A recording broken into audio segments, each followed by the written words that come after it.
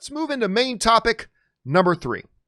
And our third main topic today gets submitted to us by Terry Buchanan, who writes, I think Pineapple Express is one of the top 5 greatest comedies of all time. I know a few people that would agree with you, Terry. I have heard, I have a hard time thinking of many other movies that made me laugh as hard. Did you see the story that Sony turned down doing a sequel to it, even though Judd Apatow really wanted to do it, just because of a few $1 million in budget? I get if they were $50 million off, but Apatow just wanted like $5 million more. Isn't that a little short-sighted on Sony's part? We couldn't get a sequel just because of $5 million? All right, thanks a lot for sending that in, Terry. And yeah, what Terry is talking about is a story that came out, that Judd Apatow and Seth Rogen kind of confirmed all this, talking about how the comedy Pineapple Express that they had done. By the way, I'm going to fully admit right up front, I'm not the biggest fan of Pineapple Express. Like, I love a lot of stuff that Seth Rogen and James Franco do, particularly the stuff they do together. But for whatever reason, Pineapple Express really wasn't my cup of tea. I liked it. I just didn't love it as much as most people did. But anyway, yeah, they were looking at doing another one. Apatow, as a matter of fact, this was taken from an email that Apatow sent to Sony saying, I am so glad we are so close to getting Pineapple Express 2. Now, this is obviously a while ago. I'm so glad that we are so close to getting Pineapple Express 2 figured out. I am very excited to make this thing real. We are very inspired creatively on this one. I am sure Pineapple Express 2 will do even better. Marijuana is so popular right now. It's on every corner. So that came to us. That came from Judd Apatow talking about it. But of course, Pineapple Express 2 never happened. It never did happen. As a matter of fact, and the main reason that didn't happen, and Seth Rogen confirmed this, was because basically, here's the story. The first movie made about $102 million at the box office on a $27 million budget. Okay? So what happened was, according to reports, is that Apatow wanted $50 million to make the sequel. The studio was willing to put up $45 million on it, only separated by $5 million.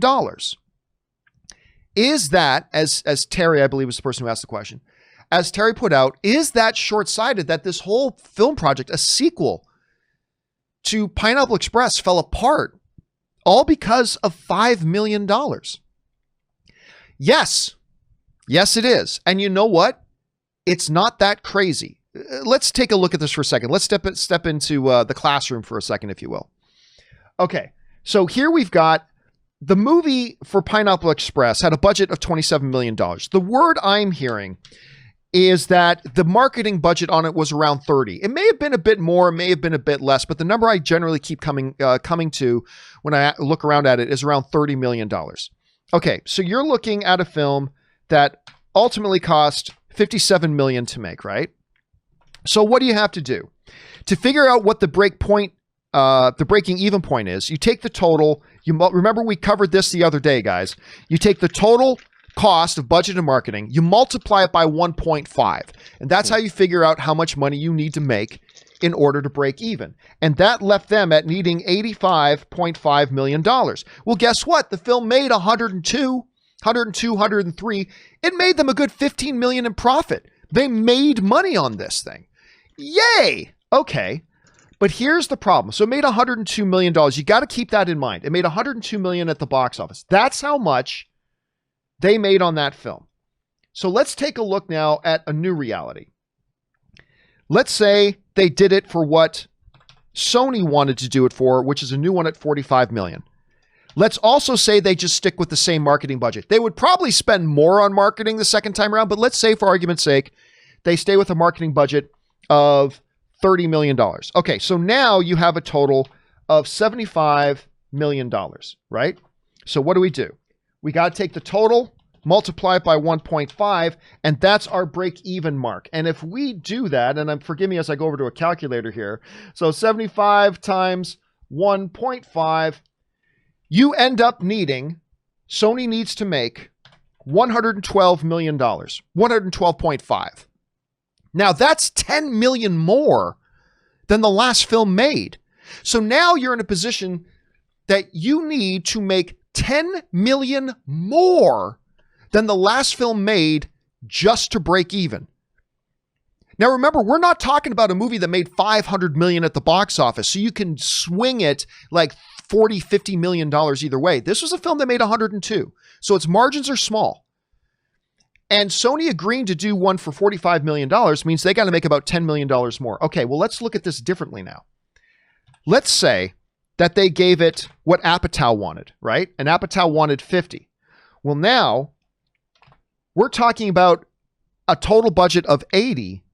And now instead of 112 million, you need 120 million now just to break even.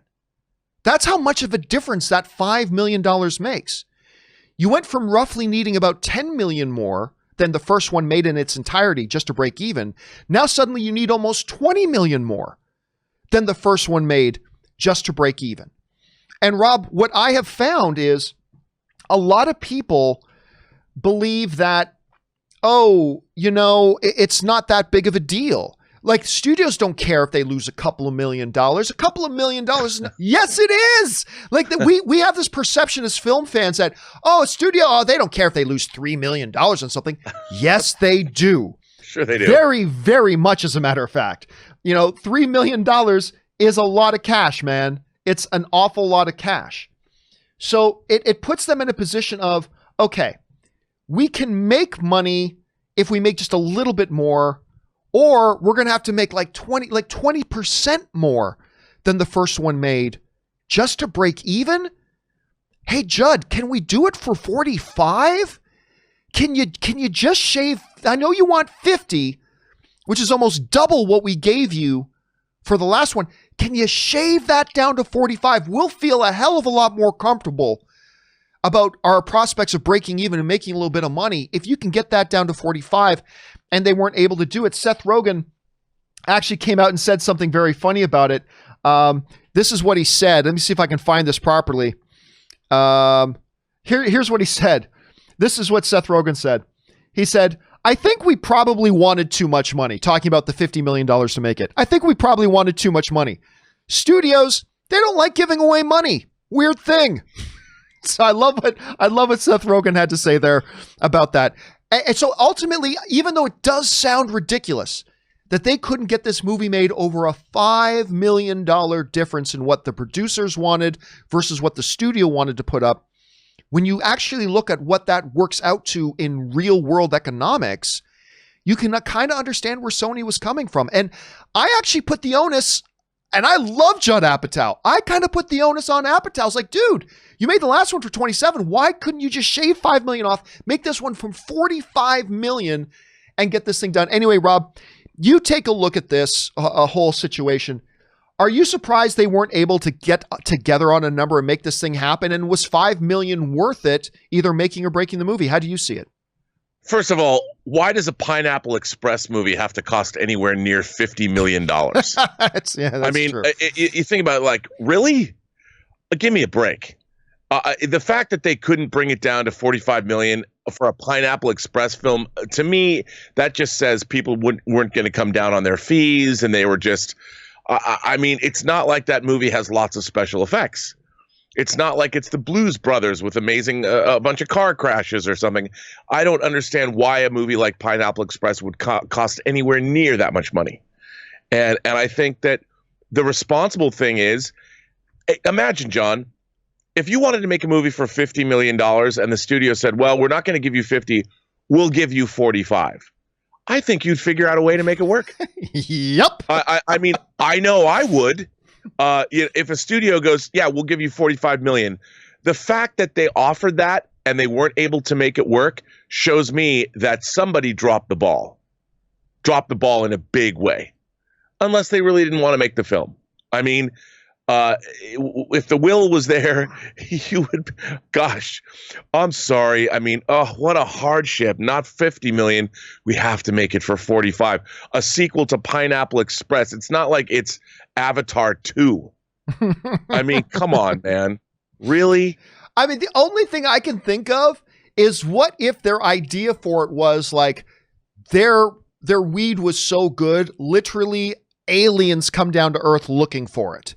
And I don't know. But speaking of aliens, Rob, your point is so well made, because you look at something like District 9. I know I always go back to District 9 on this.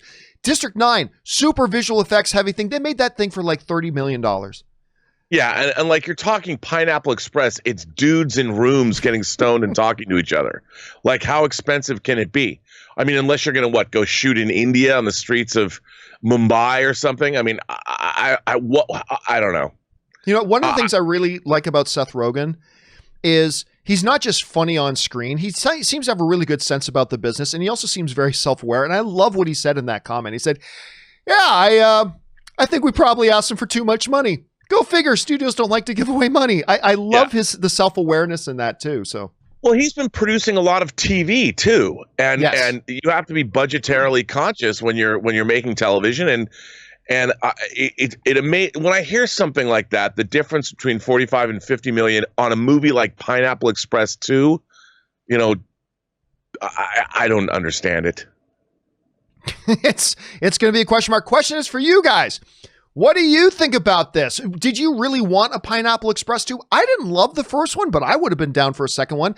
Do you think it's reasonable that Sony held the line saying, look, we'll give you 45 million over the 27. We won't give you 50. Do you think it's reasonable that Judd Apatow thought, nah, man, we need 50 to make the movie we want to make? I don't know. How do you guys see it? Jump down into the comment section below and let us know your thoughts. All right, guys.